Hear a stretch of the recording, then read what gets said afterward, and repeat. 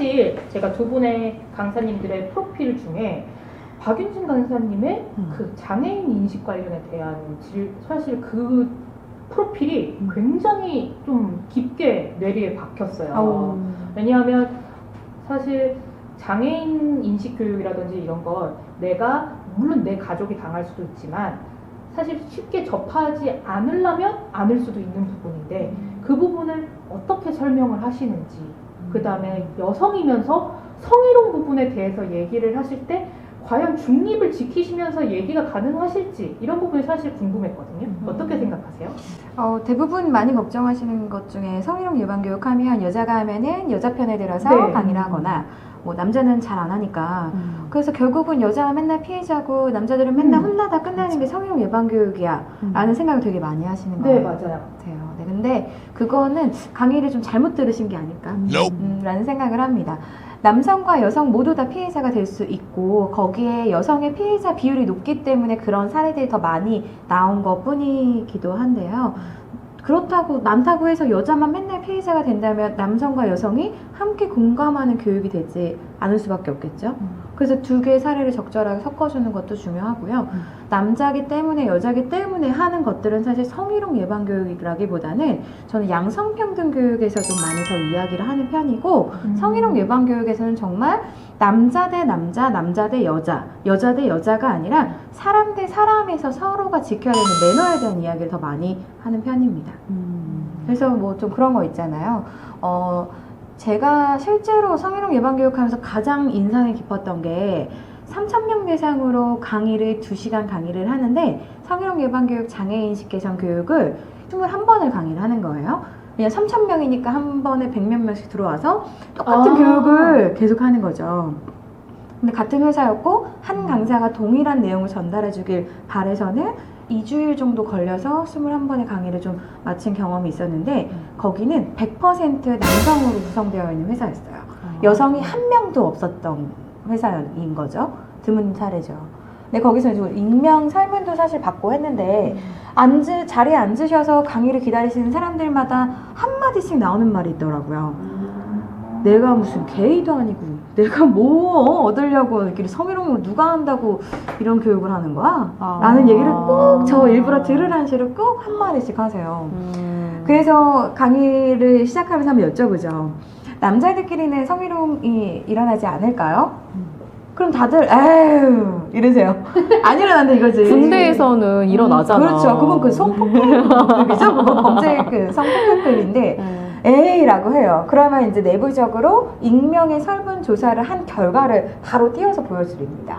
거기서 가장 기억에 남았던 그리고 가장 많이 나왔던 사례 중에 하나가 한 좀 여리여리하신 남성분이세요. 말랐고. 근데 이제 무거운 기계가 이제 들어와서 한 몇 개 정도 날라야 되는데 거기 디테일하게 써있어요. 68kg짜리 기계가 들어왔고 그래서 혼자 들 수 없어서 손수레를 찾으러 다시 들어간 거예요. 사무실에. 그랬더니 동료인지 상사인지 너 왜 들어왔냐? 그래서 저 수레 갖고 왔는데요 했더니 너 그것도 못 드냐? 아이고 그래가지고 밤에 마누라한테 아이고 이 말을 듣는데 너무 수치심이 들었지만 그 앞에서 저한테 왜 그렇게 언급하십니까? 그치, 라고 말할 그치. 수가 없었다는 거죠. 왜냐면 여자들이야 정말 가서 신고하고 이렇게 말했다라고 할 수 있는데 남자들은요 내가 이렇게 말을 하면은 아이고 남자가 그거도 하나 해결 못해서 이러한 편견들을 가지고 있기 때문에 오히려 남성들이 좀 많이 더 힘들어하긴 하거든요.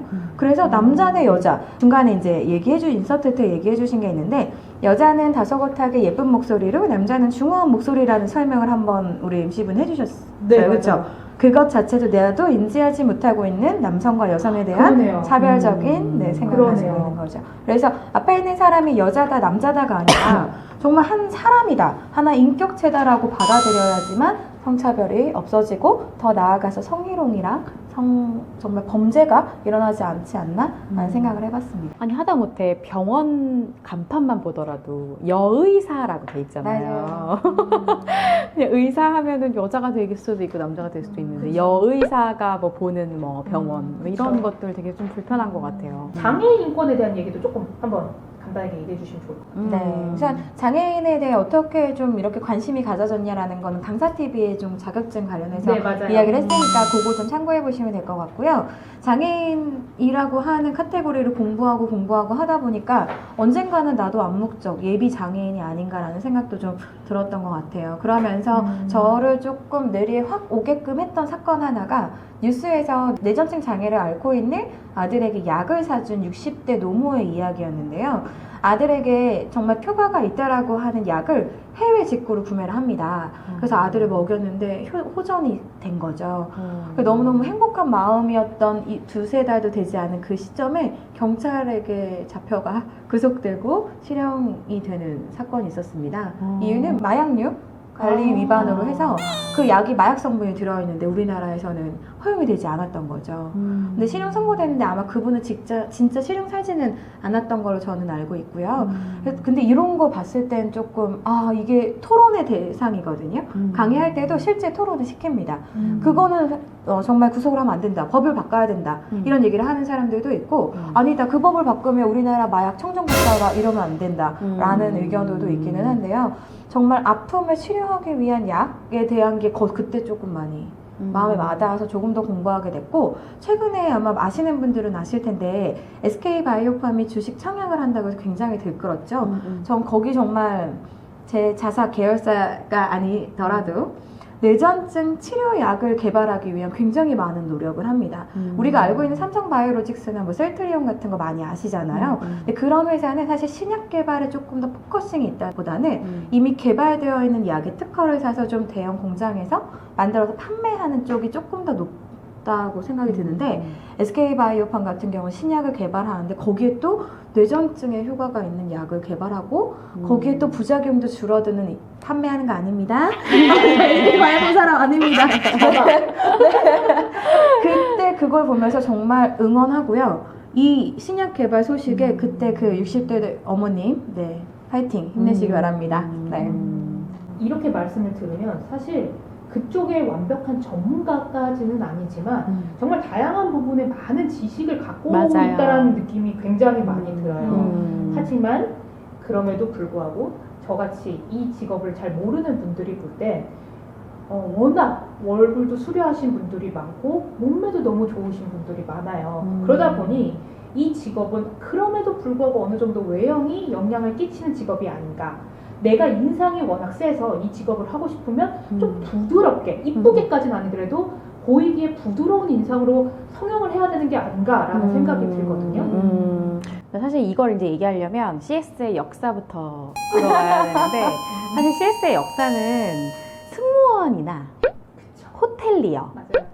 뭐 이런 서비스 직종에서 고객을 응대하는 사람들이 회사를 퇴사하고 했던 직업으로 좀 출발한 경우가 좀 많아요. 그래서 아무래도 CS 강사 하면은 그렇게 예쁘고 몸매 좋고 이런 사람들이 해야 된다라는 인식이 지금까지도 계속 이어져 오고 있는 것 같고요. 그리고 뭐 개인적으로는 뭔가 전문가가 아닌 사람들이 그 자기의 전문성에 어필이 안 되니 외모로다가 그렇게 어필을 하는 경우들도 지금도 사실은 왕왕 있어요. 근데 어떻게 보면은 이 강사 업계를 굉장히 좀 질을 떨어뜨리는 하나의 부분이라는 생각도 좀 하고요. 금방 들통나죠. 네, 많이 바뀌어야 되는 것 같아요. 네, 그래서 뭔가 예전에 한번 어디 남자 조직에 강의를 간다고 했더니 어떤 분이 농담이었지만 제가 열심히 강의 준비를 하고 있으니까 왜 그걸 준비하냐. 가슴에 그냥 뽕 넣고 뽕 넣고 다이어트나 열심히 하고 가면 된다. 이런 얘기를 농담이셨지만 그런 얘기를 그런 얘기를 할 정도로 좀 외모가 중요하게 보는 것 같아요. 저희의 의지와는 또 상관없이 외부의 시선들이. 저도 동의해요. 저는 좀 강의하고 있는 것 자체도 비주얼 PPT도 있지만 정말 정반대의 성향인 법정 업무 교육도 강의를 하잖아요. 근데 법정 업무 교육 강의하는데 제가 강의한다고 하면 이런 얘기 많이 들어요. 가서 강의를 못하고 퇴짜 맞고 오지 않아? 어머.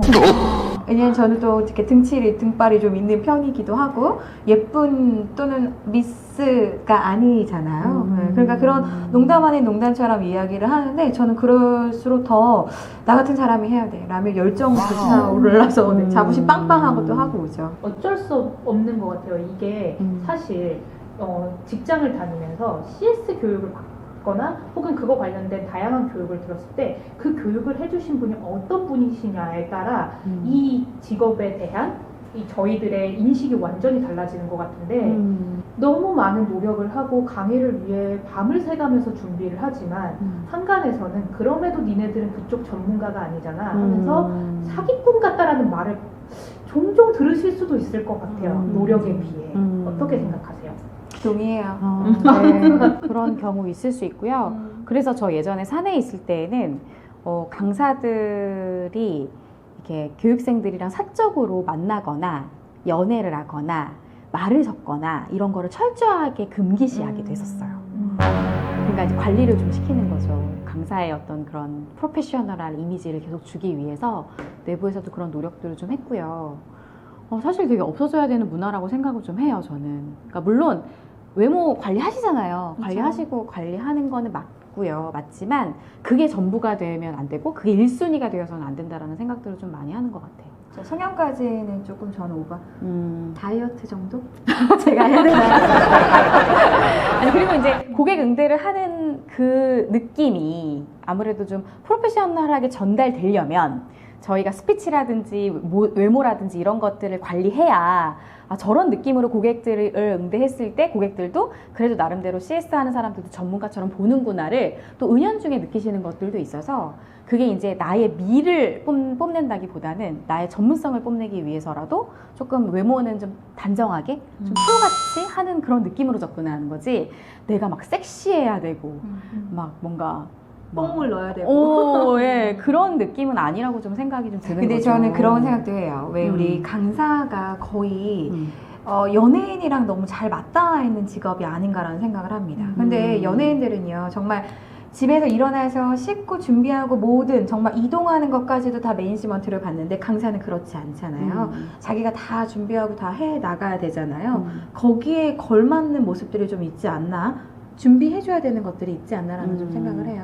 그래서 저처럼 그래요. 맞아요. 등치가 있다고 하면 옷을 어떻게 입어야 되지? 나는 맞는 게 없으니까 그냥 적당히 블라우스 하나 입고 적당히 바지 정장 같은 거 입고 가야지 라기보다는 어느 정도 기성복 정도는 뭐 기성복이 88, 99, 100도 나옵니다. 4, 4, 5, 6만 있지 않습니다. 네, 그래서 그 정도는 맞게끔 관리하는 정도와 그리고 찾아가서 내 몸에 맞는 것들을 찾는 것도 이런 것도 좀 노력하는 것 중에 하나인 것 같아요. 그리고 요즘은 기업교육 담당자들도 워낙 똑똑해서 프로필 보고 속지 않아요. 맞아요. 네, 보통 강사님들 프로필이 다 반쪽이 돼서 나오잖아요. 네, 그래서 요즘은 아예 그냥 기업교육 담당자들이 그거보다는 차라리 영상을 좀 보여주셔서 그 강사님의 외모를 보는 게 아니라 그 강사님의 말투나 그 강사님의 컨텐츠를 미리 확인하고 강사를 섭외하는 경우들도 되게 많아요. 저는 직업병하고 조금 질문이 좀 들어갈 것 같은데 지금 얘기를 해주시는 거 보면 굉장히 사고가 깨어있고 모든 거를 다 받아들일 준비가 되어 있고 그거에 관련된 내용을 강의를 하신단 말이에요. 그럼에도 불구하고 보여지는 거나 쓰시는 말투나 이런 거는 굉장히 보수적이라는 느낌이 많이 들거든요. 그러니까 실제로 얘기하고자 하는 거는 굉장히 오픈 마인드로 모든 거를 얘기를 해야 되는데 그럼에도 약간 이런 부분은 보수적이라 그 두 부분이 부딪혀서 약간 그 부분에 대해서는 좀 어떻게 생각을 하시는지 좀 궁금해요. 보수적인 거 맞는 것 같아요. 사실 강의할 때 의상 입는 것도 그렇고 네. 우리가 사실 그렇게 보이지 않으려고 노력하는 것도 있지만 정말 얼마 전까지만 해도 우리 앞코가 뚫린 거는 못 신었잖아요. 네. 그리고 스타킹 아무리 더워도 꼭 신어야 됐었으며 근데 이러한 문화들이 사실 바뀌어가기는 하지만 보수적일 수밖에 없는 이유는 본질에 있는 것 같아요. 사실 교육적 본질이 흐트러진다면 아무리 좋은 강의, 아무리 정말 유려한 강의, 전달을 잘하는 강의라도 본질이 없으면 아무것도 없는 알맹이랑 똑같은 것 같아요. 그래서는 어쩔 수 없이 보수적인 이런 모습들이 나오지 않을까? 사실 자극적인 강의를 할 수 있어요. 네. 그러니까 뭔가 사람들을 확 끌어당기는 그런 사람들이 좋아할 만한 멘트만 골라서 하기 쉽거든요. 쉽지만 그럼에도 불구하고 놓쳐서는 안 되는 거는 진짜 교육의 본질인 것 같아요. 네. 교육자의 사명을 그래도 계속 가지고 가려고 하는 부분이 있다 보니 아무래도 좀 꼰대같이 그렇게 강의하는 부분도 좀 생기고 기본은 지켜야 된다라는 것들에 대해서 얘기를 좀 많이 하게 되는 것도 있는 것 같고요. 그래서 정말 재미있는 이야기를 다 하고 끝내서 와 웃고 끝내는 게 아니라 그 재미있는 이야기를 왜 했는지 사실 뒤에 나오죠. 이렇기 때문에 우리는 이렇게 변화해 가자, 이렇게 해보자 라고 하는 동기부여 때문에 그런 이야기를 한다라는 그래서는 두 개가 사실 공존하지 않나 라는 네. 생각도 좀 듭니다. 그럼 평소에도 이런 복장과 말투를 쓰시나요? 아우 아니죠. 우리도 목 늘어난 티셔츠 입고요. 반바지 입고 네, 술 먹고 계속 언급이 되네요. 그리고 우리 네. 씻지도 않고 둘이 네. 마시면 막 술을 마시면서 막 화장을 네, 지웁니다. 맞아요. 막 마시면서 막 네. 눈썹 떼고 프로페셔널한 이미지 때문에 그 뒷모습이 사실 잘 모르겠어요. 잘안 그래요. 저녁에 술 한잔 하실래요? 그러면 이게 아무래도 지금 이제 외적인 얘기를 하다 보니까 음. 혹시 나이와는 나이에 대한 영향도 받는 직업인지가 좀 궁금해요. 있어요. 있는데 강의 소재에 따라 달라요. 아, 근데 확실히 CS 쪽은요, 나이가 어린 강사님을 선호하는 건 맞는 것 같아요. 오히려요? 네. 왜요? 젊고 예쁜 강사님들. 근데 네. 그렇긴 하지만 사실 그분들은 나이가 어리기 때문에 경험이나 노하우나 사실 사람을 대하는 말투도 20대와 10대, 30대가 다 다르잖아요. 그럼에도 불구하고 젊은 분들이 네, 젊은 분들 선호하고요. 그래서 CS 강사님들은 처음에 CS 응대 쪽으로 처음에 강의를 시작했다가 어느 정도 이제 연차가 쌓이면요, 서비스 경영학 쪽으로 넘어와요. 네, 그래서 서비스 경영학의 교수가 될 준비를 하신다든지 서비스 경영 컨설팅을 하신다든지 그렇게 약간 수순으로 좀 넘어오는 것들이 있고요. 뭐 예를 들면 뭐 소통이라던가 아니면은 인문학이라든지 뭐 좀 심리학 분야라든지 철학 분야 이런 쪽은 사실 젊은 강사님들이 강의를 하시면 신뢰도가 굉장히 떨어지거든요. 그렇죠. 그럴 것 같아요. 그러니까 그런 분야는 확실히 나이가 좀 있고 뭐 결혼을 했다고 다 철이 드는 건 아니지만 그래도 좀 어느 정도 인생을 좀 살아보신 연륜이 좀 있으신 분들을 확실히 선호하는 것도 좀 있는 것 같아요. 그러니까 그게 이제 강의의 컨텐츠에 따라서 좀 나이의 구분이 좀 달라지는 그런 거 좀 많이 느껴요. 네. 또 조금 더 쉽게 저 같은 경우는 팀장 리더십 교육이랑 그냥 일반 신입사원 리더십 교육이랑 다르죠. 신입사원 리더십 교육에는 정말 20대에서 30대 초반 강사님 들어가서 가능하지만 정말 우리 뭐 20년차, 25년차 대상으로 리더십, 팀장 리더십 교육할 때는 20대, 30대 강사가 들어가면 어떻게 될까요? 무시하죠. 당연히, 네, 안 되죠. 이렇게 연령대에 맞는 것도 있는 것 같고요. 반대로 저희 회사에서 한번 디자인 싱킹 교육 한번 강사님 불러서 했잖아요.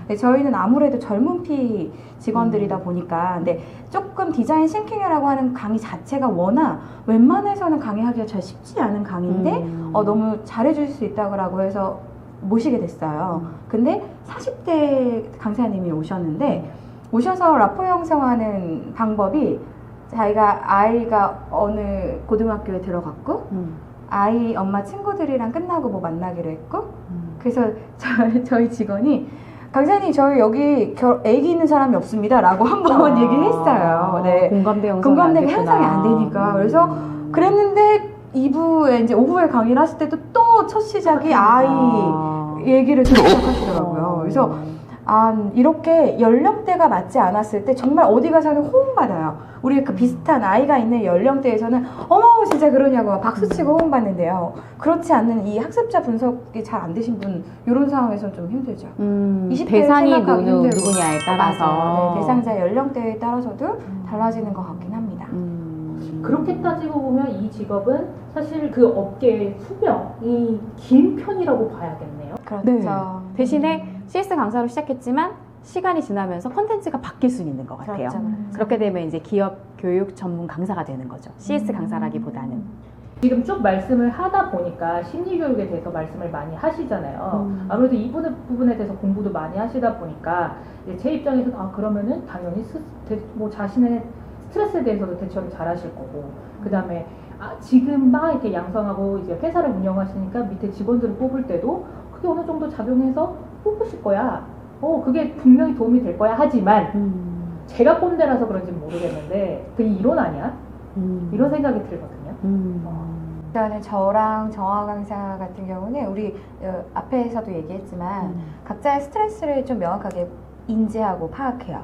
그리고 그 안에서 스트레스의 분노를 폭발시킬 때도 있지만 결국은 다스리려고 노력하는 시간을 통해서 성찰을 하고 좀 해결을 하는 편이고 생각보다 둘 다 회복 탄력성이 되게 좋아요. 치고 올라오는 힘들이 좀 있는 편인 것 같아요.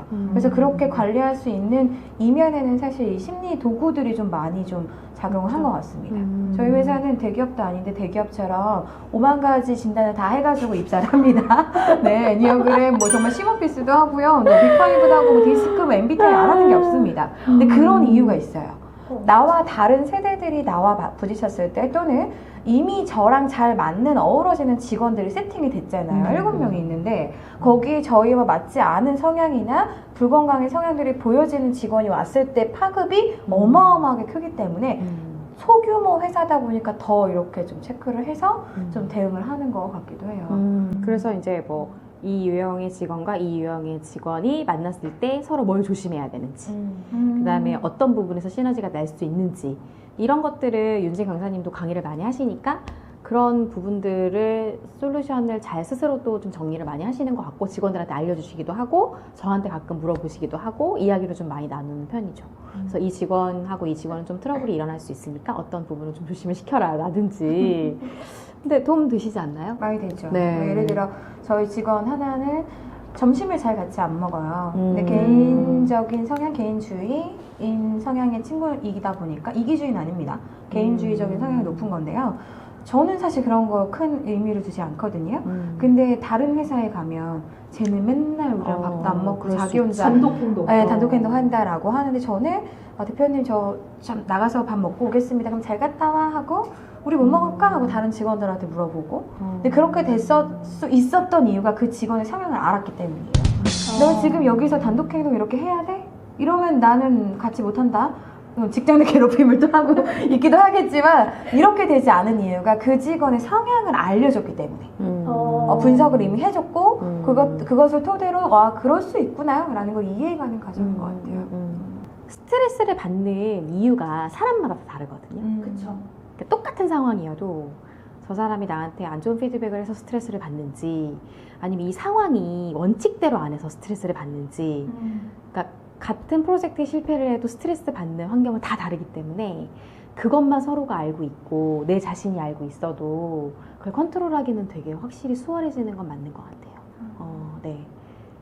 요거는 조금 제가 예의 없는 질문이 될 수가 있을 것 같은데 마지막으로 한번 드려볼게요. 아무래도 가장 빠르게 변화하는 교육이라는 업계에서 교육을 가르치시지만 꼰대 마인드는 필요하다고 생각하세요? 저희 꼰대예요. 꼰대잖아. 꼰대죠. 꼰대고 싶지 않은 꼰대이긴 하지만 저는 사실 비즈니스 매너 교육 이런 거 할 때요. 꼰대라고 얘기하고 시작해요. 네, 내가 어떤 세대인지부터 얘기해요. 나는 중학교 때부터 삐삐를 썼고 핸드폰 고등학교 올라가면서 했으면 네, 그래서 막 그런 얘기들 막 하면서 꼰대 마인드로 이야기를 하고 근데 이제 그런 건 있어요. 신입사원들한테는 윗사람들이 이해하는 강의를 하고요. 윗사람들한테는 신입사원을 이해하는 강의를 해요. 그러니까 서로 노력해야 되는 부분이지 한쪽이 한쪽을 일방적으로 맞추면 안 되는 지금 상황인 거잖아요. 근데 이제 제가 신입사원들한테 이런 얘기를 하면 강사님도 꼰대다 이런 거를 얘기를 해요. 나 꼰대 맞다. 하지만 꼰대를 이해할 수 있어야 된다. 그들도 너희를 이해할 것이다 이렇게 얘기를 하거든요. 저도 그런 것 같아요. 괴롭힘 예방 교육할 때 비즈니스 매너가 항상 들어가는데요. 괴롭힘은 상사만 한다고 생각하거든요. 그래서 저는 거기에 명확하게 일침을 가합니다. 맞아요. 부하 직원도 상사를 괴롭힐 수 있다라는 얘기를 항상 하고요. 거기에서 역시 강사님도 꼰대 마인드를 갖고 있죠? 라고 얘기하면 조선시대 실록에도 요즘 애들이라고 하는 단어가 있다고 합니다. 조선시대에도 그때 태어난 한 세대 전 사람들은 또 그 사람들이 꼰대가 되기도 하고 밀레니얼 세대가 되기도 하는 거죠. 그래서 저는 생각을 해요. 꼰대라고 이야기하고 받아들이지 않고 우리는 밀레니얼이야 라고 표현하고 있는 게 아니라 사실 이전의 역사들을 알아야 내가 조금 더 내 권리를 찾아서 생활하고 살아가고 업을 찾아서 행복으로 가지 않을까? 역사를 모르는 민족은 갑자기 또 독립운동 하나요? 또 내 역사를 알아야 합니다. 그렇기 때문에 나 때는 마리아가 사실 듣기 싫은 말이 아니라 그랬었구나까지는 인정해주는 문화가 필요한 것 같기도 해요. 맞아요. 저희가 장시간에 이런 녹화를 지금 진행하고 있잖아요. 사실 직업이라는 것마다 편견도 갖고 있고 그 직업의 특색도 갖고 있는데 어떻게 보면 지금 살아가는 이 젊은 친구들은 눈에 보이는 화려함 때문에 이 직업을 하고 싶어하는 친구들도 가장 많을 것 같다는 생각을 했어요. 네. 워낙 화려하기도 하고 혹은 난 좀 말 좀 잘해 혹은 나는 말하는 게 참 재밌어 라는 생각으로 이 직업을 선택했다가 또 후 뒤에 있는 많은 노력과 시간 때문에 이 직업을 포기하는 친구들도 많을 것 같은데 저희가 저희 채널에서 이번에 이 두 강사님들을 내시면서 앞으로 이 직업을 선택할 친구들 혹은 이 직업을 하고 있지만 내가 계속 이 직업을 나가야 말지 하는 고민하는 친구들에게 선배님으로서 어떤 부분이 좋은지 여러 가지 얘기를 들을 수 있어서 그분들이 선택하는 데 도움이 많이 될 것 같습니다. 오늘 긴 시간 동안 저희 인터뷰에 응해주셔서 감사하고요. 네, 강사TV 채널 앞으로도 계속 꽃들만 걸으시길 바랍니다. 감사합니다. 고맙습니다.